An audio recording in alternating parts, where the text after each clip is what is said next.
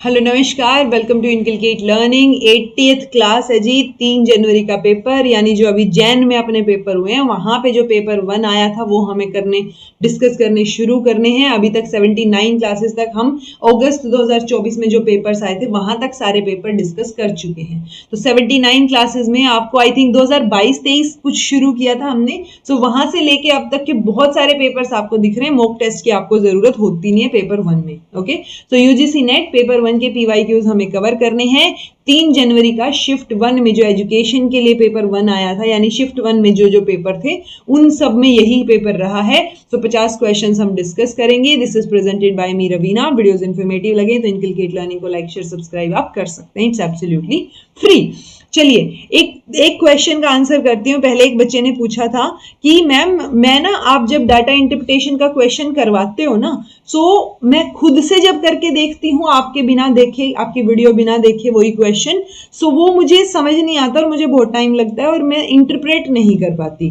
Okay, लेकिन जब आप जैसे ही आप उस क्वेश्चन को इलेबोरेट कर देते हो, थोड़ा समझा देते हो, तो मैं बहुत जल्दी उसको सोल्व कर लेती हूँ। राइट, सो देखो इसका मतलब है कि आपको क्वेश्चन ढंग से समझना नहीं आ रहा है, वो आप मतलब प्रैक्टिस के साथ ही सीख पाओगी। इसका कोई इलाज नहीं है, क्योंकि ऑब्वियसली आपने भी कमेंट में लिखा था कि एग्जाम में तो कोई इलेबोरेट करने के लिए नहीं बैठा ना, ऑब्वियसली नहीं बैठा। तो आप वो इलेबोरेशन की, अगर आपने उस तरीके का क्वेश्चन प्रैक्टिस किया होगा तो आप आसानी से उस चीज को समझ पाएंगे। तो आप जितने ज्यादा हो सके डाटा इंटरप्रिटेशन को बार बार प्रैक्टिस कर लो, ताकि बार बार जो मैंने समझाया है वो आपको समझ आएगा, इलेबोरेशन समझ आएगी, और फिर आप वापस से जो है उन्हीं क्वेश्चन पेपर्स को बिना मेरी वीडियो बिना देखे या क्वेश्चन को सामने रख के फिर करके देखो कि एक बार समझाया था क्या वैसा सा कॉन्सेप्ट आपको समझ आ रहा है। तो इट्स ऑल अबाउट प्रैक्टिस। ठीक है, अब जो मैंने 79-80 पेपर्स हो गए, 95 हो जाएंगे आपके जून के पेपर तक। तो हर एक क्वेश्चन पेपर में, हर एक वीडियो में पहले 5 क्वेश्चन डीआई के देखने को मिलेंगे। सो वो डीआई आप हर एक वीडियो से बार बार एक बार करके देखिए, ताकि आपको वैसा सा कॉन्सेप्ट समझ आ जाए। इसके अलावा और कोई इलाज नहीं है जी। ठीक है, सो डाटा इंटरप्रिटेशन का क्वेश्चन आपके सामने है। एंड और तो कोई क्वेश्चन नहीं पूछा था किसी बच्चे ने स्पेसिफिकली। ठीक है, अच्छा एक बच्चे ने बोला था कि मैम थोड़ा थोड़ा एक्सप्लेन कर दिया कीजिए किसी किसी क्वेश्चन में। मैं सारी चीजें एक्सप्लेन करती हूँ अपनी तरफ से। आई नो, मतलब ऐसा नहीं है कि वीडियो लंबी ना बन जाए इसलिए मैं एक्सप्लेन नहीं करती, नहीं, वीडियो लंबी भी बनी है बहुत बार, लाइव क्लासेस ली है तब एक एक क्वेश्चन को कई बार भी समझाया है। तो अगर आपने शुरू से क्लासेस देखी होगी ना, मैं वो वाला क्वेश्चन एक्सप्लेन नहीं करती जो कई बार आ चुका है, जो कई क्लासेस में रिपीट हो चुका है। इनफैक्ट कई बार मैं एक्सप्लेन करने के बजाय नीचे आपको क्लास का भी वो बोलती हूँ कि ये इस क्लास में या इस क्वेश्चन में हमने किया था, तब भी किया था, तो वो वहां पे कई बार नहीं करती। अदरवाइज आई थिंक मैं एक्सप्लेन करती हूँ सारे क्वेश्चंस। फिर भी आपको कोई दिक्कत आए पर्टिकुलर क्वेश्चन में तो कमेंट कर दिया कीजिए। ओके, चलिए, तो पहला क्वेश्चन आपके सामने है जी, डाटा इंटरप्रिटेशन का। आपको कॉलेज दे रखे हैं ABCD कॉलेज, यहाँ पे आपको डाटा दे रखा है, कॉलेज वाइज डिटेल्स दे रखी है स्टूडेंट्स की जो चेस, स्क्वैश और कैरम सीख रहे हैं। तो ये वो स्टूडेंट्स हैं।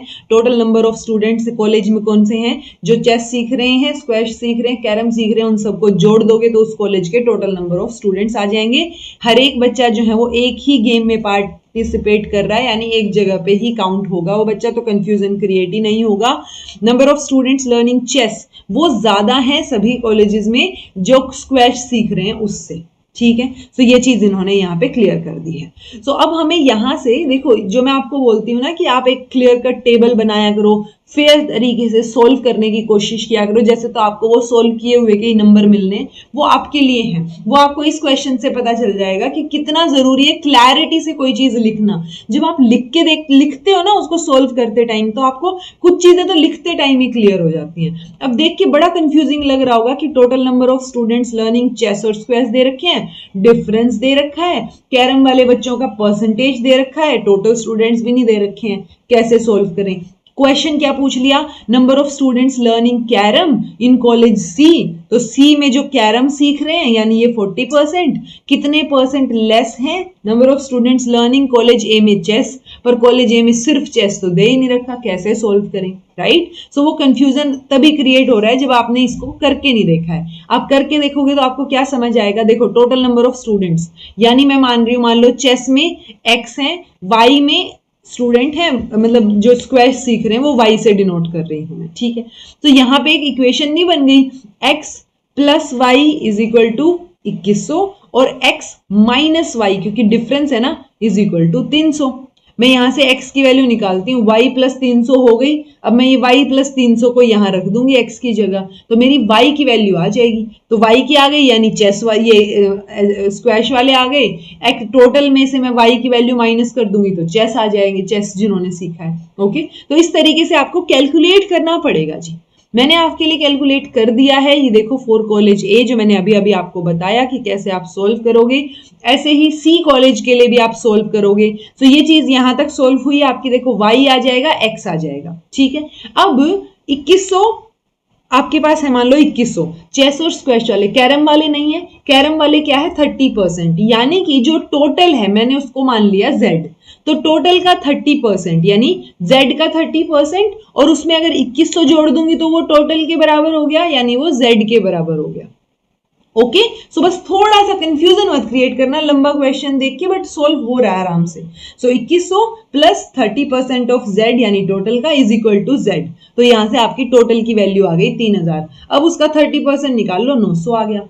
ऐसे ही सेम तरीके से सी बी डी इन सब का निकाल लो, आराम से सोल्व हो जाएगा। अगर आपने ये सॉल्व करके पहले ही टेबल बना ली, आपके 5 के 5 क्वेश्चन आपको ऐसे केक वॉक से लगेंगे। ओके, सो अब इस वीडियो को यहीं स्टॉप करके आप ये जो बी वाली वैल्यूज हैं इनको कैलकुलेट करके देखो, जैसे मैंने आपको ए और सी के लिए समझाया। ओके, ताकि, क्योंकि अगले क्वेश्चन में तो मैं कहीं ना कहीं दिखाई दूंगी कि बी और डी की भी क्या वैल्यूज है, क्योंकि उससे रिलेटेड है क्वेश्चन, बट स्टिल यहां से आप इनको नोट डाउन करो। सो अब मेरे पास देखो सबकी आ गई ये टेबल, मैंने खुद बना ली कि ये चेस वाले बच्चे हैं, ये स्क्वैश वाले हैं, ये कैरम वाले हैं, और ये टोटल है। तो अब जो भी क्वेश्चन पूछेंगे इन्हीं के अराउंड होगा, तो वो मैं सोल्व कर लूंगी। क्वेश्चन क्या था मेरे पास, क्वेश्चन था कि नंबर ऑफ स्टूडेंट्स जो कैरम सीख रहे हैं सी में, तो जो कैरम सीख रहे हैं वो 840 हैं। ए में जो चेस सीख रहे हैं वो 1200 हैं। तो परसेंटेज पूछा था, डिफरेंस कितना परसेंट लेस है, तो 1200 में से 840 360, यानी 360 कम है किससे, 1200 से। तो 360 डिवाइड बाय 1200 मल्टीप्लाई बाय 100, 30% आपका उत्तर हो गया जी, डी। ठीक है, easy. Second question, what is the ratio of number of students learning chess in college A and B together.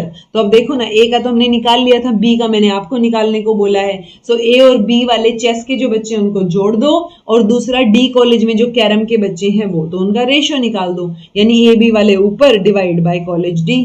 तो ये देखो ए बी और डी का भी मैंने निकाल दिया है। सो ए और बी और डी का इस तरीके से आप कैलकुलेट करोगे, वो करके देख लेना। तो ये क्या हो गया, 1200 प्लस 600 1800। ये देखो ये चेस वाले हैं, यही है ना, हाँ 1200 प्लस 600, और आपका डी कॉलेज में कैरम वाले तो 600, तो डिवाइड बाय 600 आ जाएगा, यानी 1800 डिवाइड बाय 600, 6 18, 3:1 आ गया। ठीक है, आंसर आपका सी हो गया। नेक्स्ट क्वेश्चन, इसको भी आप एक बार रोक के और इसको कैलकुलेट करके देखिए। What is the difference between sum of the number of students in college B and C together. So total जोड़ना है यहाँ पे, and number of students learning carrom in college A. So difference बताना है। सो ये देखो यहाँ पे इन दोनों को जोड़ोगे तो 3900 आ गया, और ये आपका 900 है, माइनस कर दिया तो 3000 उत्तर आ गया। डिफरेंस ही आपसे पूछा था। ठीक है। Fourth question, if the ratio of number of students learning chess. मैं आपको इसीलिए वीडियो अपलोड कर रही हूँ ताकि आप जो है अपने हिसाब से सोल्व करें, रोक के वीडियो को सोल्व कर लिया करो, क्योंकि मैं यहाँ बैठ के वेट थोड़ा ना करूंगी कि अच्छा बच्चे कितनी देर में सोल्व कर लेंगे। ओके, सो आप जहां पे आपको अगर लगे कि मैम स्पीड अप हो रही है, तो एक तो आप स्पीड कम करके रखा करो। बहुत सारे बच्चे डबल की स्पीड पे देखते हैं और फिर बोलते हैं मैं फास्ट बोल रही हूँ। सो इसलिए थोड़ा कम भी रख सकते हो आप, 0.75 कर लो अगर आपको थोड़ा स्पीड अप लग रही है, या वीडियो को स्टॉप कर लो और क्वेश्चन को पूरा पढ़ो और फिर सोल्व करने की कोशिश करो। ओके, तो ratio of number of students learning chess in college C to college E is 7:9। तो देखो कॉलेज सी का चेस, कॉलेज सी का चेस 700 लोग, ठीक है। कॉलेज ई का जो हमें दे नहीं रखा, तो आप यहां से भी समझ आ रहा है मुझे कि अगर ये 700 है, मुझे x निकालना है, रेशियो 7/9 है, सो ऑब्वियस सी बात है 900 आएगा इसका आंसर, 9। ठीक है, तो यहां से आप क्या करोगे, ये x उधर चला गया, 7 इधर आ गया, तो आंसर आ जाएगा।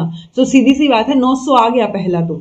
ठीक है, 900 बच्चे हैं ई कॉलेज में। Number of students learning squash, जो स्क्वैश सीख रहे हैं ई में, वो 20% ज्यादा है कॉलेज बी से। सो कॉलेज बी में स्क्वैश सीख रहे हैं 570, इसका 20% कैलकुलेट कर लो,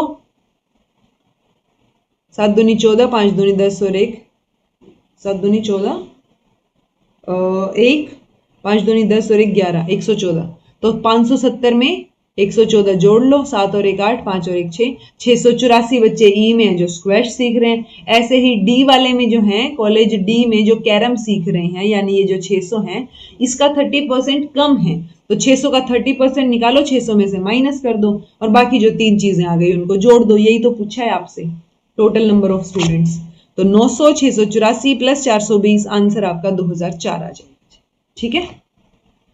कॉलेज बी में if ratio of number of boys to girls, so college B total चीजें तो हम निकाल चुके हैं। गर्ल्स और बॉयज का रेशियो 5:4 है। 30% of girls are learning carrom, यानी 70% जो है वो बाकी चेस और उसमें आ गई। So what is the number of boys learning chess और स्क्वैश? इजी है, होएगा कि नहीं होएगा? आंसर 610 आएगा। ये देख लो यहाँ पे, ये टोटल हमारे पास है 1800, 5:4 है, तो मैं यहाँ से निकाल लूंगी कितने बॉयज हैं और कितनी गर्ल्स हैं। गर्ल्स का 30% यानी 240 लड़कियां हैं जो कैरम सीख रही हैं, बची कितनी 560 जो चेस और स्क्वैश में है। तो टोटल चेस और स्क्वैश में जो है यानी 1170, ये 1170, इसमें से 560 लड़कियां हैं, बाकी सारे लड़के हैं। आंसर आ गया आपका 610। ओके, तो आप इंटरप्रेट करोगे, आराम से पढ़ोगे, प्रैक्टिस करोगे तो डेफिनेटली आ जाएंगी चीजें। ठीक है जी। चलिए आगे के क्वेश्चन तो वैसे ही इजी होते हैं, तो आप बताइए। सॉफ्टवेयर और टूल दे रखा है, करवा रखे हैं आपको, और कुछ नहीं तो कहूत, पैडलेट, लेबस्टर, टर्निटिन। टर्निटिन तो करवा रखा है बार बार, कहूत भी करवा रखा है, ऑल्दो ये सारे करवा रखे हैं, पीवाईक्यूज में ही आए हुए हैं, वहीं पे इंफॉर्मेशन दी हुई है। बट मुझे पता है कि टर्निटिन तो प्लेगरिज्म चेक करने के लिए होता है। सो डी का थर्ड, इतना सा भी पता होता है, यहीं से क्वेश्चन सोल्व हो रहा है। ऐसे करते हैं क्वेश्चन सोल्व। ओके, और कोई देखने की भी जरूरत नहीं है। बट अब सोल्व हो गया है तो अब आपको पता हो कि अच्छा ठीक है कौन से में क्या होगा। कहूत की बात हो रही है तो क्विज और रियल टाइम असेसमेंट की बात हो रही है। पेडलेट की बात हो रही है तो एक ऑनलाइन कोलैबोरेटिव स्पेस है, वर्चुअल वॉल है जहां पे आप चीजें शेयर कर सकते हो। लेबस्टर की बात हो रही है तो एक वर्चुअल साइंस लैब है। लेबस्टर, लैब से वर्चुअल साइंस लैब याद रखो। ठीक है।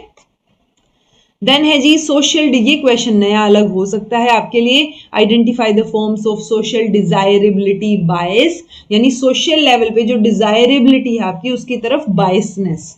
ओके, सो वो बायसनेस कहाँ नजर आएगी? ऑब्जर्वर की ड्रिफ्ट में, इंप्रेशन मैनेजमेंट में, साइको सोशल इफेक्ट में, या सेल्फ डिसेप्शन पॉजिटिविटी।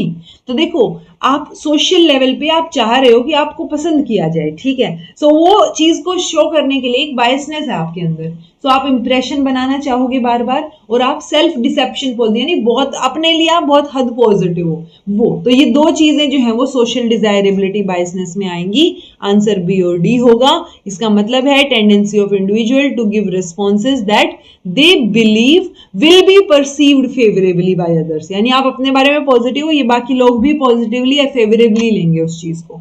ठीक है, सो इंप्रेशन मैनेजमेंट और सेल्फ डिसेप्शन पॉजिटिविटी जो है वो आपकी किस में आएगी? सोशल डिजायरेबिलिटी बायसनेस की तरफ आपको नजर आएगी। ठीक है। देन है जी transformational appeal, proxemics, electronic town hall, anti climax. तो कौन सी चीज किससे रिलेटेड है? देन आपका political communication, rhetorical technique, then आपका एडवर्टाइजिंग, और आपका स्टडी ऑफ इंटरैक्टिव स्पेस। तो ये क्वेश्चन भी हो सकता है नया हो आपके लिए, बट प्रॉक्सिमिस का और space, if I am not wrong, ये सोल्व करा सकता है शायद ना। ठीक है, तो ये चीज आपको पता हो कि कहां से। प्रॉक्सिमिस स्पेस से रिलेटेड है, एडवर्ड हॉल ने दी है ये वर्ड, आई थिंक, जितना मुझे ध्यान है। सो हॉल का नाम भी याद रख सकते हो। तो स्टडी ऑफ इंटरैक्टिव स्पेस। तो ट्रांसफॉर्मेशन अपील में क्या आएगा? ये एडवर्टाइजमेंट में यूज की जाती है ताकि आप एक क्या करो, आप उससे कनेक्ट कर देते हो। आजकल ये बड़ी इमोशनल एड नजर आती होंगी ना, तो आप व्यूअर का परसेप्शन चेंज करने के लिए क्या कर रहे हो? एक इमोशनल कनेक्शन क्रिएट करने की कोशिश कर रहे हो। ओके, सो वो हर एक एड में आपको कहीं ना कहीं कुछ इमोशनल कनेक्शन नजर आएगा, आप देखिएगा कभी ध्यान से। ओके, तो ट्रांसफॉर्मेशनल अपील जो है वो किससे रिलेटेड हो गया? आपका एडवर्टाइजिंग से रिलेटेड हो गया। प्रॉक्सिमिस स्टडी ऑफ इंटरैक्टिव स्पेस, जो कि फोकस करेगा कि कैसे लोग जो है अपनी फिजिकल स्पेस को कम्युनिकेशन में यूज करते हैं। इलेक्ट्रॉनिक टाउन हॉल जो है वो पॉलिटिकल कम्युनिकेशन से रिलेटेड हो गया, जहां पे सब लोग एंगेज रहेंगे with their representatives through electronic media. और एंटी क्लाइमेक्स एक रिटोरिकल टेक्निक हो गई, जहां पे एक सरप्राइजिंग और अनएक्सपेक्टेड टर्न जो है वो दिया जा रहा है कि ये मतलब इट्स लाइक ये था नहीं, लग नहीं रहा था ऐसा कुछ होएगा, बट वो एंटी क्लाइमेक्स हो गया। ठीक है। Which of the following universities were empowered to confer the honorary degree of LLO in 1884? पता नहीं क्यों बट ये क्वेश्चन ड्रॉप किया गया, ऑल्दो बॉम्बे, कैलकाटा, मद्रास ये इसका आंसर हो सकता था BCD, बट पता नहीं क्यों ड्रॉप हुआ है ये। ठीक है, बट स्टिल आप थोड़ा सा ध्यान रख सकते हो कि अच्छा ठीक है ये यूनिवर्सिटी हो सकता है, इनमें से भी किसी यूनिवर्सिटीज में हो रहा हो इसलिए शायद ड्रॉप हुआ हो। So I don't know about that, but ये क्वेश्चन ड्रॉप्ड है। Second media age is characterized by the rise of print media, radio, television, interactive media. आपको समझ आ रहा चाहिए यही देखते हैं कि पहले तीन ऑप्शन तो बिल्कुल अलग हैं, इंटरैक्टिव मीडिया तो बाद में आया है, ये सेकेंड एज मीडिया है, बाकी सारे ट्रेडिशनल और फर्स्ट एज मीडिया में इंक्लूड रहे। Okay, identify the figure of the following. तो फिगर की बात यहाँ की, एक बच्चे ने बोला भी था कि मैम फिगर की क्लास करवा दो, करवा रखी है मैंने। जो आपकी बेसिक क्लासेस हैं पेपर 1 की, आई थिंक 71st कोई तो क्लास है, उस क्लास में मैंने आपको करवा रखा है फिगर्स के बारे में, कैसे कैलकुलेट करोगे। ठीक है, सो देखो फिगर का करते, फिगर कैलकुलेट, फिगर यूजुअली हम बताते हैं कि मिडिल टर्म की पोजीशन क्या है, उस बेसिस पे हम डिसाइड करते हैं। ठीक है, सो पहले आपको क्या करना है, आपको ये पता हो कि जो आपका कंक्लूजन होता है उसमें पहली टर्म आपकी माइनर टर्म होगी, दूसरी टर्म आपकी क्या होगी, यानी जो आपका ये सब्जेक्ट है ये माइनर टर्म है, जो प्रेडिकेट है ये मेजर टर्म है। तो जहां पे ये माइनर टर्म आई है ऊपर वाली में, वो आपकी माइनर प्रेमाइस हो जाएगी। पाउपर्स, ये पाउपर्स है, ये माइनर प्रेमाइस है, इगोइस्ट वाली ऊपर है, ये मेजर है। सो अगर आपको ये उल्टा भी दे रखा है तो आप क्या करोगे, पहले मेजर प्रेमाइस को लिखोगे फिर माइनर प्रेमाइस को लिखोगे। ठीक है, एंड देन आपका कंक्लूजन है ही। सो आप इस तरीके से इसको अरेंज करो, तो यहां से आपका मूड भी निकल सकता है, मेजर, माइनर और कंक्लूजन का क्या है, यानी वो AEIO में से क्या है, वो चीज अगर आप लिखोगे प्रपोजिशन वाला कि प्रपोजिशन कैसे शो हो रखी है, सो वो तो आपका क्या हो जाएगा, मूड हो जाएगा। फिगर कैलकुलेट करने के लिए आपको एक टेबल याद रखनी पड़ती है, 4 फिगर्स होते हैं, फिगर 1 2 3 4। अब यहाँ पे मिडिल टर्म का क्या है, पोजीशन क्या है। ठीक है, तो दो स्टेटमेंट्स है ना हमारे पास, मेजर और माइनर। सो मिडिल टर्म, अगर ऊपर वाले में मिडिल टर्म पहले है देन प्रेडिकेट है, नीचे वाले में सब्जेक्ट पहले देन मिडिल टर्म। ठीक है, देन आपका क्या है, ये करके आई थिंक यहाँ है, तो ये प्रेडिकेट और सब्जेक्ट आ जाएगा, फिर यहाँ पे है, यहाँ पे प्रेडिकेट और सब्जेक्ट आ जाएगा, और फिर आपका यहाँ और यहाँ है। सो ये आपका प्रेडिकेट और सब्जेक्ट आ जाएगा। ठीक है, सो अब ये देखो कि अपनी मिडिल टर्म कहाँ पे है, अपनी मिडिल टर्म है फर्स्ट पे है और यहाँ पे भी फर्स्ट पे है, तो सेकंड रहेगा या थर्ड, मैंने उल्टा तो नहीं लिख दिया, थर्ड है, मैंने उल्टा लिख दिया। ये MM इधर आएगा और ये इधर आएगा, देखो मैं दिखाती हूँ। सो इसलिए इसको याद रख लो, ये रहा। ठीक है, मैंने ये उल्टा लिख दिया था सेकंड थर्ड वाला। सो आप इस तरीके से याद रख लो, यहाँ है MM, देन ये पास में दोनों, और देन ये। तो इस तरीके से कुछ निमोनिक्स लगा लो, कुछ भी लगा लो, ऐसे करके आपसे याद हो तो। सो ये चीज आप याद रख लो कि मिडिल टर्म की पोजीशन क्या है मेजर और माइनर टर्म में, उस बेसिस पे आप क्या डिसाइड करोगे, आप अपना फिगर डिसाइड करोगे। तो ये थर्ड हो गया। यहाँ पे देखो पहले माइनर में ना मिडिल टर्म, ये है आपका प्रेडिकेट और ये है आपका रुको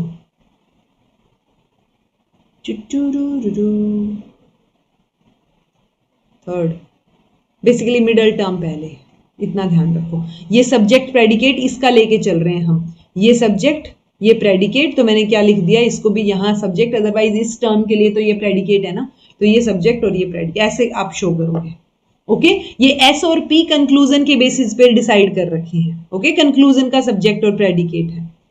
सो आई होप आपको ये यहाँ से आपका फिगर सोल्व हो जाएगा, इससे ज्यादा तो आपको देखने की भी जरूरत नहीं है कैसे सोल्व होगा। Okay, measurement for screen resolution for a laptop 1280 into 1024, तो ये किस में आएगा, आप स्क्रीन का रिजोल्यूशन इंच में मेजर करोगे, MBPS में, पिक्सल में, हर्ट्स में। सो रिजोल्यूशन, कितने रिजोल्यूशन की आपकी फोटो है, कितने MP यानी मेगा पिक्सल, कैमरा वगैरह देखते हो आप तो ये मेगा पिक्सल, रिजोल्यूशन आप मेगा पिक्सल में देखते हो।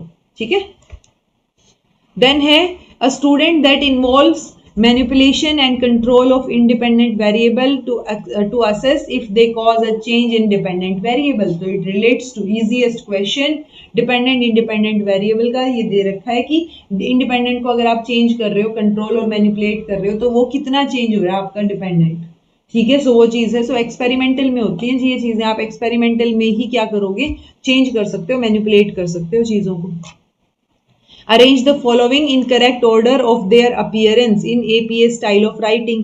ये लास्ट क्लास में भी APA स्टाइल पूछा गया था, बस यहाँ पे अलग ऑप्शंस 4 की बजाय 5 ऑप्शंस दे रखे थे, तो उनको अरेंज करना था, यहाँ इनको अरेंज करना है. तो पहले ऑथर का नाम आता है, बताया था मैंने आपको. ऑथर के नाम के बाद आप ब्रैकेट में पब्लिकेशन देते हो, देन आप टाइटल देते हो आपकी बुक का या जो आपका क्या नाम है उसका आर्टिकल का, और फिर पब्लिकेशन कंपनी लगा लो, तो ये आपका BADC आ जाएगा जी. ठीक है, यही एग्जाम्पल मैंने आपको लास्ट क्लास में कोट किया था. ब्रोडी एन ये आपका नाम है. कई बार देखो ये ना लास्ट नेम ऑफ ऑथर, तो ये लास्ट नेम है, ये फर्स्ट नेम है. ओके, लास्ट नेम के बाद आपका फिर ये क्या आ गया, ईयर ऑफ पब्लिकेशन आ गया, फिर ये आपका टाइटल आ गया, देन आपकी क्या है पब्लिशिंग कंपनी या पब्लिशिंग हाउस का नाम आ गया, देन आपका ये क्या हो गया वॉल्यूम. ठीक है, और ये आपका पेज नंबर, और सबसे लास्ट में आप DOI देते हो. तो ये बातें ध्यान रखनी है. That's it. ओके.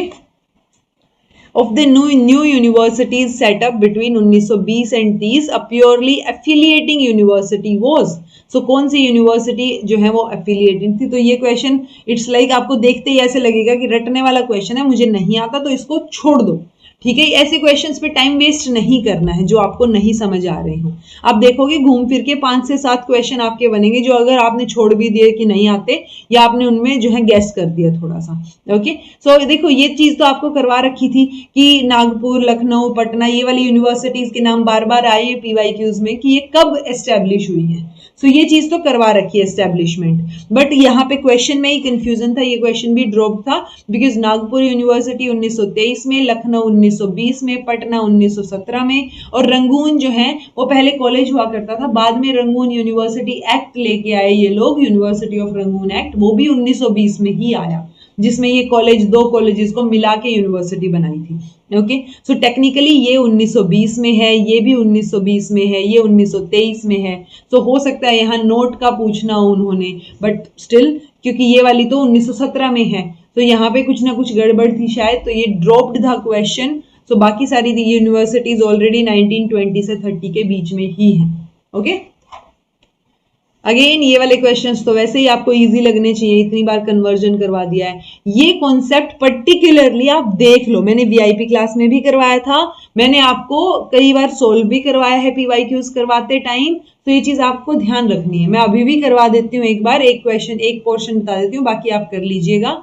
10110 ये है डेसिमल वाले. सो डेसिमल के बाद का वैल्यू अलग तरीके से कन्वर्ट होगा और पहले वाला अलग से.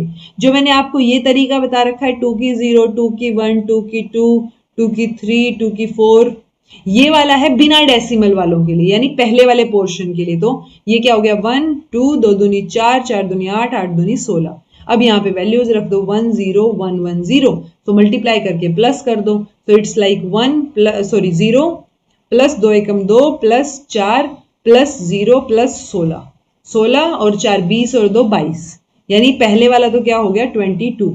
ठीक है, देन डेसिमल के बाद का. अब डेसिमल के बाद वाले को हम यहाँ पे 2 की -1 से करते हैं, 2 की -1, 2 की -2, 2 की -3 ऐसे, और यहाँ पे 1 1 रखते हैं. सो 2 की -1 इज लाइक 1/2, 1/2 इज लाइक 0.5, तो 0.5 से 1 की मल्टीप्लाई, देन 1/4. ठीक है, तो 4 का क्या आ जाएगा 0.75 आएगा आई थिंक, ये नहीं 25. ठीक है, 4 दूनी 8, 4 5 20, 0.25. सो यहाँ पे दो चीजें हैं, ये 0.25 बन गया और ये 0.5. सो 0.25 और 0.5 यानी 0.75 आ गया. तो ये क्या हो गया आंसर इसका 22.75.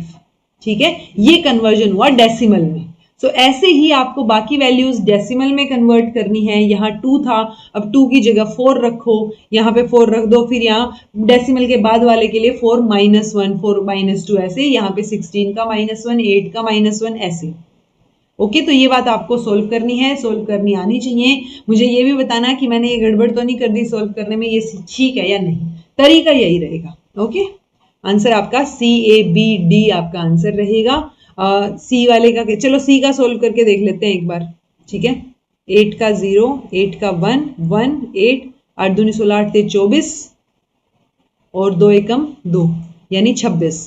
तो ये क्या आ गया, 26.5 है। 8 की -1 यानी 1/8, तो ये क्या 1/8 क्या होगा, 0.8 एकम 8, 2, 8 दूनी 10, सॉरी 8 दूनी 16, सो 0.12 समथिंग, 8 5 40। ठीक है, सो ये क्या आएगा, मल्टीप्लाई बाय 5 कर दो इसको। 5 5 25, 2 5 दूनी 10, 11 12, 1 5 एकम 5 और 1 6, सो ये 26.625 आएगा। ठीक है, तो इन्होंने क्या पूछा था, डिसेंडिंग ऑर्डर में। तो सबसे बड़ा क्या है अपने पास, सी है, देन आपका ए है। अब बी और डी आप कैलकुलेट करके बताना क्या वैल्यूज है। Okay, which among the following are contradictory positions, A E I O, ये कॉन्ट्राडिक्टरी होते हैं। ए ई और आई ओ का रिलेशन है तो वो अपना ए ई जो है वो कॉन्ट्रेरी, आई ओ सब कॉन्ट्रेरी, ये वाले आपके सब एल्टरन हो जाएंगे। ओके, सो आपसे कॉन्ट्राडिक्टरी पूछा है, यानी ऑल वाला और सम नोट वाला। ऑल जजेस आर लॉयर्स, ऑल जजेस आर नॉट लॉयर्स, ये सॉरी सम जजेस। ठीक है, सो ए और डी साउंड कर रहा है। ठीक है, और दूसरा आपका ई और आई हो सकता था, यानी नो लॉयर्स आर जजेस, बट यहां पे आना था सम जजेस आर लॉयर्स, तो आपका बी और सी भी हो जाता अगर सम जजेस आर लॉयर्स होते तो अब तो एक ही आंसर है अपने पास, ए और डी। ठीक है, ये आपका square of opposition. Radha tries different ways to explore the alternative method of getting the average value of numbers as indicated in the worksheet value. So average निकालनी है आपको। Average is like ये 12, 5 और 10 है, इनको प्लस करके 3 से divide कर दो। So कहाँ पे वो चीज फिट बैठ रही है वो आपको बतानी है, बट इन्होंने पूछा है इनकरेक्ट कौन सा है। आप अल्टरनेटिव ढूंढ रहे हो पर इनमें से गलत कौन सा है। ठीक है, तो देखो सम कर दिया आपने 1 से A1 से C3 तक का, यानी इन तीनों का सम आ गया। डिवाइड बाय 9 थोड़ी होगा, डिवाइड बाय 3 होगा ना यार, तो ये तो फॉर श्योर गलत है डी वाला। ये देखो डी तो आएगा ही आएगा। अब ए और बी में से सिर्फ ए आएगा या दोनों आएंगे वो देख लो। तो एवरेज निकाल दो आप A1 और C3 का, नहीं A1 और C3 का नहीं, A1 से C3 का। सो A1 से ये कोलन आ गया ना, सो A1 से C3 सारी जो है सेल्स आ गई इसके अंदर, यहाँ पे सिर्फ A1 और C3 रहेगा। ठीक है, या फिर हो सकता है ये माइनस तो नहीं होगा, वैसे ये A1 और C3 को ही कंसीडर कर रखा है, इन दो को, पर इन दो नहीं है, मैं ये B वाला भी तो कंसीडर करना है। सो एक कोलन वाली स्टेटमेंट सही है आपकी, B वाली A वाली गलत है, तो A और D स्टेटमेंट गलत है, बाकी सही है। आप ऐसे भी लिख सकते हो A1 B2 C3, इनको जोड़ो और डिवाइड कर दो 3 से, A1 से C3 को जोड़ो डिवाइड कर दो 3 से, और एवरेज निकाल दो A1 से C3 का। तो ये तीनों अल्टरनेटिव सही है बिल्कुल, बाकी दो गलत है जी। ओके, समझ आ गया होगा आई थिंक। चलो, डिस्क्रिप्शन दे रखा है, आईसीटी की टर्म्स दे रखे हैं, ब्रेन ऑफ कंप्यूटर CPU, कोई टफ वाली सिचुएशन ही नहीं है। ठीक है, यहीं से ही सोल्व हो गया, लो इतना तो पता था। ठीक है, ऑपरेटिंग सिस्टम आपका एंड्रॉइड हो गया, मैन्युफैक्चरर आपका इंटेल हो गया, www आपका लिंक हो गया वेब पेजेस के लिए, तो 3 4 1 2। ठीक है, इजी, देखते ही आने चाहिए ऐसे क्वेश्चंस। लेसिस फेयर रिलेशनशिप में स्टूडेंट्स जो है वो कोऑपरेटिव है, कॉम्पिटिटिव है, अथॉरिटेटिव है, पैसिव है। देखो लेसिस फेयर में स्टूडेंट्स को फुल फ्रीडम दी होती है, टीचर का बहुत कम रोल यहाँ पे आपको देखने को मिलता है। तो जब टीचर का रोल कम है तो बच्चे अब अपने लेवल पे कोऑपरेट करके चीजों को करने की कोशिश करते हैं, तो वो कोऑपरेटिव रहेंगे यहाँ पे। ठीक है, लेसिस फेयर का मतलब ही लेट इट बी या हैंड्स ऑफ होता है, कि बस छोड़ दो बच्चों के हाथ में, उनको हम ज्यादा फ्रीडम, ज्यादा ऑटोनॉमी दे रहे हैं। सो वो वहां पे फिर आपको कोलैबोरेशन, कोऑपरेशन ज्यादा देखने को मिलेगा। Which one of the following has been considered as a non-specialist media thinker? तो देखो इसमें अगर आप मार्शल मैकलुहान लगा के आए हो तो गलत है, क्योंकि इनको हम बार बार पढ़ते हैं, मीडिया, हाई मीडियम रिजोल्यूशन, लो मीडिया रिजोल्यूशन, उनसे रिलेटेड। ओके, ये सैक्रम का भी हमने कम्युनिकेशन में क्या पढ़ा है, एक मॉडल पढ़ा है। ठीक है, सो 2 बचते हैं आपके पास, यहाँ शायद कंफ्यूजन हो सकता था। मैनुअल कैस्टल्स रहेगा, ऑल्दो इन्होंने भी मास मीडिया की थियरीज दी हैं, बट ये कोर फील्ड इनका मीडिया नहीं है कि ये जो है मीडिया से रिलेटेड हम इनको इंसान माने। सो इंफॉर्मेशन सोसाइटी से रिलेटेड ये ज्यादा है, सोशियोलॉजिस्ट है। ठीक है, तो सोशियोलॉजिस्ट का यहाँ पे ज्यादा रोल है नहीं, सो ये मैनुअल जो है इसका आंसर रहेगा। अब ध्यान रख सकते हो आगे ये नाम दिख जाए तो। ओके, आपको सीरीज में बतानी है चीजें, सोल्व करना है इसको। 3, 6, 24, रुको इसको क्लैरिटी से लिखती हूं मैं यहां, ठीक है। सो आपको कोई ना कोई पैटर्न ढूंढने की कोशिश करनी होती है। 72 एंड देन आपका 132। ओके, तो देखो 3 और 3 6, 6 और 18, यहां पे कितना आ गया 6, हाँ 6, यहाँ पे कितना आ गया 63, 63 में से 30 गए, 13 में से 3 गए, रुको भाई अच्छे से माइनस करना पड़ेगा, सॉरी 3 क्यों गए, 3 में से ये 0 3 और यहाँ पे 3, 33, ठीक है। देन यहाँ पे कितने का डिफरेंस है 63 और 72, 12, 12 में से 3 गए, 2 9, यहाँ पे 9, ये आ गया 9, यहाँ पे हमें निकालना है और यहाँ आपका निकालना है। तो देखो 3 दूनी 3 और 3 6, 6 और 3 9, यहाँ पे आगे 3 का डिफरेंस है, यानी यहाँ पे कोई भी चीज आए अगली तो वो 3 6 9 3 3 3 चौके 12, 12 का डिफरेंस होना चाहिए, ठीक है। यहाँ पे 12 का, यहाँ 12 आना चाहिए और यहाँ बीच में क्या आना चाहिए 18 और 15, ठीक है। देखो 18 और 15 का डिफरेंस है 33, 33 में 15 ऐड करो, 5 और 3 8, 3 और 1 4, 48, यानी कि 72 और इसमें 48 का आना चाहिए, 8 और 2 10, 7 और 3 10 और 1 11 और 1 120, ठीक है। 120 आंसर आएगा जी। तो इस तरीके से कुछ ना कुछ आपको तरीका ढूंढना पड़ेगा कहां से क्या डिफरेंस निकल के आ रहा है। Okay, Which university among the following decided to start postgraduate teaching in 1916? तो कौन सी यूनिवर्सिटी ने शुरू किया था? अगेन ये क्वेश्चन फैक्चुअल है, कैलकाटा यूनिवर्सिटी आपका आंसर रहेगा। आप ये सोच सकते हो कि आंध्रा, आई थिंक डीयू तो शुरू ही नहीं हुई थी तब तक, तो कौन सी यूनिवर्सिटी शुरू हुई थी नहीं हुई थी, वो भी एक पॉइंट जो है यहाँ बन सकता है। नेक्स्ट, कोडिंग दे रखी है चेयर टेबल स्टूल, तो देखो देख के डरना नहीं है, चेयर ABC, तीसरे नंबर पे है चेयर, 3 दूनी 6 कर दिया। H जो है 8 है, 8वें नंबर पे 8 दूनी 16 कर दिया, ठीक है। A जो है 1 पे होता है, इसका डबल कर दिया। I का 9 दूनी 18 कर दिया और R का 18 दूनी 36 कर दिया। तो यानी डबल किया जा रहा है। तो ऐसे ही सोफा सेट S जो है वो 19वें पे रहेगा, 19 दूनी 38 कर दो, ठीक है। देन 30 तो है ही, 12 भी है, तो दूसरा तीसरा चौथा नंबर क्या है, A का है, तो 2 आएगा, 2 आएगा, थर्ड आंसर आना चाहिए, ठीक है। सो डबल कर दो, डबल करना है, जोन से भी नंबर पे वो लेटर है उसको डबल कर रखा है, ये पैटर्न है यहाँ। Which of the following are the strategies of cooperative learning? Cooperation के साथ corners, fishbowl, team word webbing और राउंड रॉबिन ब्रेनस्टॉर्मिंग। ये सारे ही जो है क्या है, कोऑपरेटिव लर्निंग की स्ट्रेटजीज हैं। आप क्या करते हो, टॉपिक्स डिवाइड कर दिए या कुछ अलग अलग कॉर्नर्स में बच्चे बिठा दिए और वहां से फिर वो ग्रुप में डिस्कशन कर रहे हैं अपने अपने ग्रुप में, तो ये कोऑपरेशन है। फिशबॉल में भी कोऑपरेशन है, टीम वर्ड वेबिंग में भी और राउंड रॉबिन ब्रेनस्टॉर्मिंग में भी, तो सब जगह पे आपको कोऑपरेटिव लर्निंग नजर आएगी। प्रमा अकॉर्डिंग टू न्याय इज, तो स्मृति है, समस्या है, विकल्प है या यथार्थ है?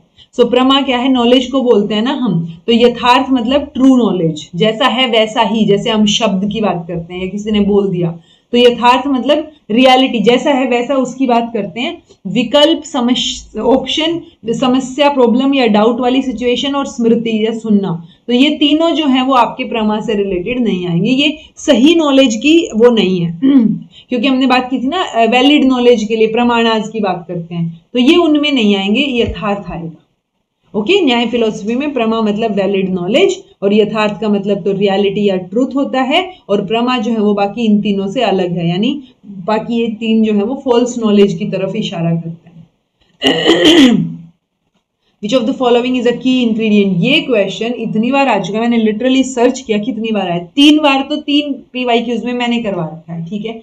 क्लास नंबर 26 PYQ की, क्लास नंबर 54 और क्लास नंबर 59, तो आपको देखने से समझ आता है कि अगर आपने पहले के PYQs कर रखे होते तो आपका ये क्वेश्चन बहुत आसानी से ठीक हो जाता, ठीक है। वहां पे कई बार करवाया ये तीनों मैंने, इसीलिए स्पेशली इसके क्लासेस देखे कि कौन सी क्लास में करवा रखा था और क्वेश्चन नंबर देखा। Okay, Which of the following are true about synthetic organic chemicals? So they can contaminate the drinking water. Obviously chemicals से कर सकते हैं contaminate. Pesticide से originate हो सकते हैं, ठीक है. Many consumer products जैसे प्लास्टिक वो यूज करते हैं ऑर्गेनिक केमिकल्स को बिल्कुल. देन है जियोलॉजिकल फॉर्मेशंस may release, हाँ में तो ठीक है. Then insecticides and herbicides also produce SOCs. तो ये ठीक है जी. ये वाला भी कई कई जगह तो रिलीज हो सकते हैं बट अपने पास पांचों ऑप्शन में नहीं है तो हम डी को एक्सक्लूड करेंगे. बाकी चीजें ठीक है. ABCE सेकेंड हमारा आंसर रहेगा. ओके. नेक्स्ट है in digital communication a television broadcast और radio broadcast are examples of. तो किस टाइप के ट्रांसमिशन के ये एग्जांपल हैं? Automatic transmission, half duplex, simplex, full duplex. तो देखो ये सिंप्लेक्स है क्योंकि इसमें क्या हो रहा है, हम एक वन साइडेड कम्युनिकेशन है जिसमें एक साइड से इंफॉर्मेशन सिर्फ पास ऑन की जा रही है, दैट्स इट. और ये ट्रेडिशनल वे में सबसे सिंपल तरीके हैं एक तरीके से. ओके, सो सिंप्लेक्स जो है वो इसका आंसर रहेगा. ऐसा नहीं है कि हाफ डुप्लेक्स हो या ऑटोमेटिकली चीजें हो रही हो, नहीं. ऐसा भी नहीं है कि फुल डुप्लेक्स हो कि कंप्लीटली जो है वो टू वे कम्युनिकेशन हो. Okay. Identify the correct chronological sequence of the following: codex, television, radio, newspaper या फिर टेक्निकलर सिनेमा. तो देखो टेलीविजन से पहले आया है टेक्निकलर सिनेमा. ओके, तो सबसे पहले कोडेक्स रहेगा, देन आपका न्यूज़पेपर रहेगा, न्यूज़पेपर के बाद आपका टेक्निकलर सिनेमा रहेगा, फिर रेडियो आया और फिर आपका टेलीविजन आया. ठीक है, तो आंसर ADECB सेकेंड ऑप्शन. ठीक है. Identify the correct ascending order of the elements of inquiry training model. So teaching and learning का ही एक मॉडल है, एक तरीके से टीचिंग मॉडल्स में आ जाती हैं चीजें. एंड बाकी अगर आपको थोड़ा सा भी ध्यान हो तो ये मैंने आपको जो हर्बर्ट के मॉडल वगैरह है वहां पर भी ये सीक्वेंस बताई हुई है. ओके, सो सबसे पहले क्या रहेगा? DACE में से DACE. फोकस नजर आ रहा है कि आप किस चीज पे फोकस करेंगे? सी नहीं रहेगा क्या? सी थर्ड ऑप्शन रहेगा क्या? थर्ड रहेगा. ठीक है, फोकस, देन सिंटेक्स, सिंटेक्स के बाद सोशल सिस्टम, फिर principles of reaction and then support system. So ये सीक्वेंस कोई भी मॉडल देके पूछे ना, यही रहती है इसकी sequence. Okay. Which of the following protocols conventions are supplementary to the Convention on Biodiversity? CBD से रिलेटेड कौन कौन सी हैं? Basel convention, Cartagena protocol, Kigali agreement, Nagoya protocol और बाली समिट. तो देखो किगली तो हमने पढ़ा हुआ है, किसकी है ये? आई थिंक किगली मॉन्ट्रियल प्रोटोकॉल का अमेंडमेंट नहीं है 2016 में जो अमेंडमेंट हुआ है. सी, तो सी तो नहीं आना चाहिए. बचा क्या? BD और AE और BD. बेसल कन्वेंशन भी मैंने आपको जब करवाया हुआ है कहीं ना कहीं क्लासेस में, मुझे ध्यान है. ठीक है, सो B और D रहेगा अपना नागोया प्रोटोकॉल और कार्टेजिना प्रोटोकॉल. अब आप मुझे बताइएगा कि इनके ईयर्स कौन कौन से हैं? बेसल का, कार्टेजिना का, किगली तो मैंने बता ही दिया 2016, नागोया और बाली समिट. तो इनके ईयर कौन से ईयर में जो है इनकी बात हुई थी वो आपको बताना है कमेंट करके. Find the sum of money which will amount to. अच्छा, अमाउंट ये निकलेगी 6 महीने में, ये रेट है पर annum when interest is compounded quarterly. so amount बोल रखी है आपने, प्रिंसिपल 1 प्लस देन आपका क्या आ जाएगा? रेट डिवाइडेड बाय n और यहाँ पे n और t. सो ये n जो है वो क्या रहेगा आपका? कितने नंबर ऑफ टाइम्स आप ईयरली उस ईयर में से उसको कैलकुलेट कर रहे हो. तो क्वार्टरली मतलब एक साल में 4 बार. सो n की वैल्यू हो गई 4. टाइम अगर हम मंथ ईयर में देखें, एनुअली है ना, तो ईयर में देखिए तो 6 महीने मतलब आधा साल. सो 0.5 ईयर. और आपका क्या है? अमाउंट हमें दे रखा है 26,010. That's it. प्रिंसिपल निकालना है. ठीक है, जिस इस मनी का सम ऑफ मनी निकालना है जिसका अमाउंट इतना हो जाएगा, यानी अमाउंट ये हो जाएगा. तो ये 26,010 is equal to P1 plus rate कितना है? रेट तो था ना 8%. 8/100 लगा लो या 0.08 लगा लो. ठीक है, डिवाइडेड बाय n. यहाँ पे n है 4 मल्टीप्लाई बाय 0.5. That's it. इसको सोल्व कर लीजिए. ओके, आंसर आ जाएगा आपका सेकेंड. हाँ ठीक है. Identify the correct chronological sequence of establishment of following universities. तो ये यूनिवर्सिटीज कहीं ना कहीं पहले आई हुई हैं. हमने अभी अभी भी बात की थी कि एक 1917 है, 1923 है, ठीक है, ये 1920 है. तो ये चीजें आपको ध्यान हो. जितनी भी यूनिवर्सिटीज PYQs में आई हुई हैं उनकी सीक्वेंस आप लिस्ट बना लीजिए. ओके, तो ये 1917, 18, ये नवंबर 20 में है, ये भी 20 में है, ये 29 में है। तो सीक्वेंस क्या हो जाएगी, ये फोर्थ हो जाएगी, BAECD। ठीक है जी, चलिए। Two girls Meena and Reena are ranked 7th and 11th respectively from top of the class. तो 1 से लेके 41 बच्चे हैं, टॉप से अगर आप देखोगे तो 7वें नंबर पे और 11वें नंबर पे हैं वो। उल्टे से उनको या तो काउंट कर लो या माइनस करके देख लो। ऐसे क्वेश्चन में मैं रिस्क नहीं लेती पर्सनली, मैं काउंट करके देखती कि 1 से 41 तक मैं लिख सकती हूँ फटाफट, और मैं 41 से लेके वापस उनको काउंट कर लूँ कि कौन सी रैंक है।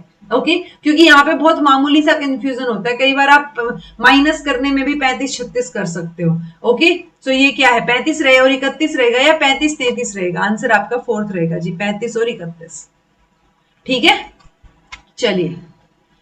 एंशियंट यूनिवर्सिटीज दे रखी हैं, उनके स्टूडेंट्स दे रखे हैं। मैंने एक शॉर्ट में भी आपको बताया हुआ है कि चाणक्य जो है वो तक्षशिला यूनिवर्सिटी में पढ़ते थे। सो ए का फोर्थ, यहीं से आपका क्वेश्चन सोल्व हो जाता है। तो छोटी छोटी इंफॉर्मेशन ना कई बार बहुत मैटर करती है, कि मैंने आपको तक्षशिला वाला बताया हुआ है, बाकी नाम अगर आपको नए भी लग रहे हैं तो इससे सोल्व हो रहा है। सो ये चीज होती है आपकी एलिमिनेशन मेथड की, जो इन्फॉर्मेशन आपने पढ़ी है ना, जितनी पढ़ी है उससे फिर आपका क्वेश्चन सोल्व हो जाए। सो इस तरीके से आपको क्वेश्चन सोल्व करना आना चाहिए। सो इन्फॉर्मेशन याद होगी तो ऑटोमेटिकली हो जाएगा। अब आपको याद हो कि नागार्जुना जो है वो नालंदा यूनिवर्सिटी, मिथिला जो है मिथिला यूनिवर्सिटी के गांगेशर उपाध्याय, और आपका श्रद्धा पीठ के हैं कुमार राजीव। सो ये चीज आपको पता हो, कुमार राजीव, तो ये अगर आगे से सिर्फ तक्षशिला नहीं, सिर्फ इनमें से भी कोई ऑप्शन आए तो आपका क्वेश्चन सोल्व हो जाए। ठीक है जी, चलिए।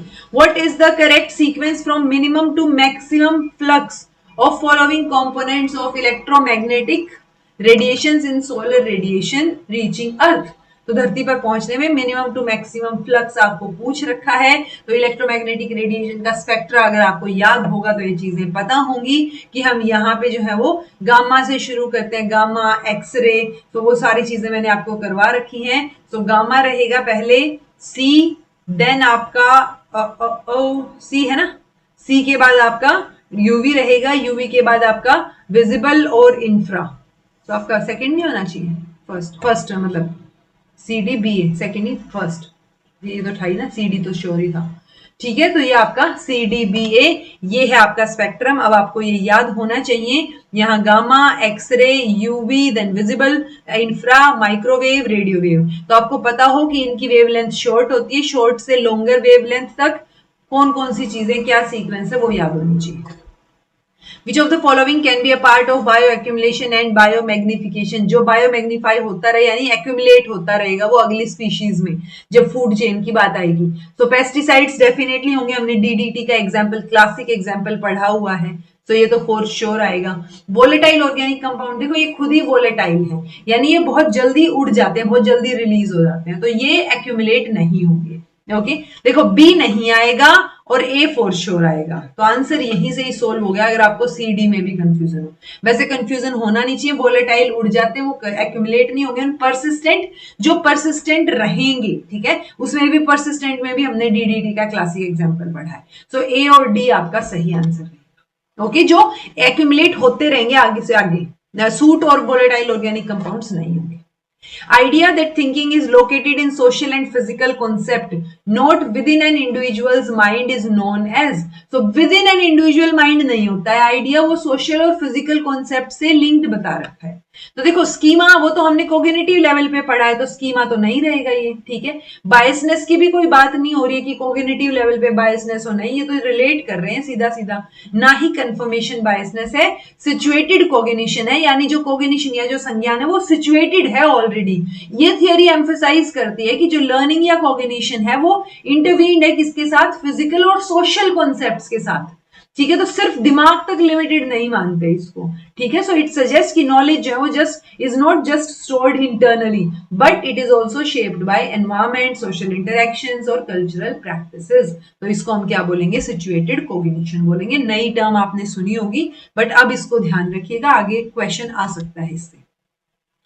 Because every part of a certain machine is light in weight, तो machine as a whole is light in weight। मतलब ये तो आपको इजी सा क्वेश्चन लगना चाहिए कि ये वैसा सा ही है कि ऑल पॉइंट्स जो हैं उनकी कोई लेंथ नहीं होती, इसीलिए पॉइंट से मिलके लाइन बनती है, तो लाइन की भी कोई लेंथ नहीं होती। तो ये क्या है जी, कंपोजिशन में दिक्कत हो रही है, फैलेसी ऑफ कंपोजिशन है ये। Okay, logicians are primarily interested in, तो जो लॉजिक के साथ चलते हैं वो इमोटिव लैंग्वेज में इंटरेस्टेड होंगे, पोएटिक लैंग्वेज में, इंफॉर्मेटिव में या डायरेक्टिव में। तो लॉजिक के साथ चलता हुआ इंसान इंफॉर्मेशन के साथ जाएगा, सो इंफॉर्मेटिव लैंग्वेज। ओके, कि एक प्रॉपर इंफॉर्मेशन हो, उसको फिर आप लॉजिकली एनालाइज करो। When 20% of x is added to another number y, the y increases by 50%. तो x और y का जो रेशियो है वो क्या रहेगा? तो देखो 20% of x, 20% of x, क्या मैं इसको ऐसे लिख सकती हूँ 0.2x, ठीक है। ऐसे ही 50% ऑफ y हो जाएगा 0.5y। ओके, ये बोल रहे हैं कि जब मैंने y में 20% ऑफ x ऐड किया तो वो क्या बन गया, आपका नया y बन गया, है ना, यही तो है। 50% इंक्रीज हो गया ना, ये क्या हो गया 0.5y, ये तो इंक्रीमेंट है यानी, okay okay okay, y plus 0.5, ऐसे नहीं आना चाहिए क्या, ये आएगी 1.5, हाँ ठीक है, एक y प्लस 0.5y, ठीक है ठीक है, सही लिखा है मैंने, ठीक है। मैंने क्या लिखा था, y plus 0.25 is equal to 0.5y plus y, तो इसको जोड़ दोगे तो क्या हो गया 1.5 हो गया। बस दोनों साइड से पॉइंट, ये अपना y क्या कर दो, सब्ट्रैक्ट कर दो, तो ये क्या बच गया 0.2x बच गया, और यहाँ पे 0.5y बच गया, तो x बाय y का रेशियो 5/2 आ गया। इजी है। Which of the following are benefits of interactive technology oriented media? तो बेनिफिट्स पूछे हैं, ठीक है। अगर मास्टर और स्लेव की सिचुएशन है तो ये फायदा थोड़ी ना, ये तो गलत बात हुई ना।